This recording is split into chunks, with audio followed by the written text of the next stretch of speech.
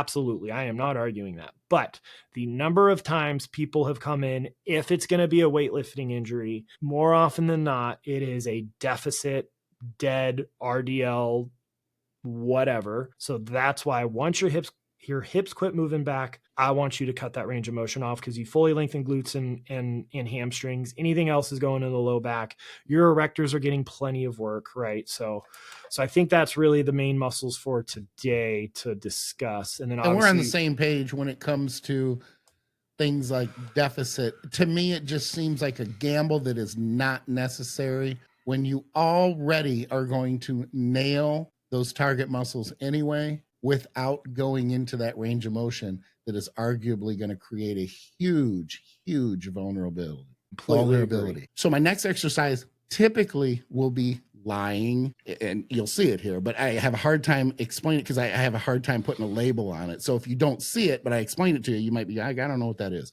Essentially, it looks like a lying leg lift on a bench, but it starts as a leg lift in the extension, and then it's a knee to the chest crunch. Okay. So I'm going to exaggerate the stretch. A lot of times I'll touch my heel to the floor. My glutes are, as you can see, right on the edge of the bench. And then I'm taking, and these are controlled. They're very methodical. And then from there, my next exercise will be more of a stiff leg, not completely stiff leg, but I'm not going to crunch and pull the knees into my chest. It's more of a lying leg lift. Now, I don't do hanging leg lifts, not because I don't like them, but because I don't like to hang from a bar. I like the exercise where you're resting on your forearms, and we don't have one of those at Atlantic Fitness.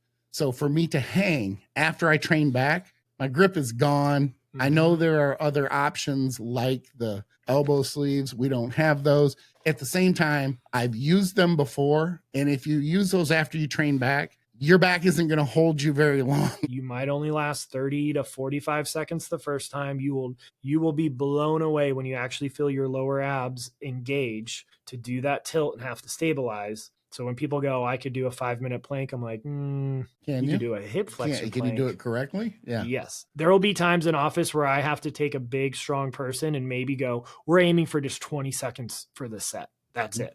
Like, it's brutal when you do it right. What's really cool is buddies who work at the VA hospital in Palo Alto, they're chiros there, and they know if they could get and let's just say combat vet, but if they could get a veteran who's had chronic low back pain to do a proper plank for 1 minute, the odds of him coming back in for low back pain are nil to none. It's very rare. That is a major milestone that they focus on.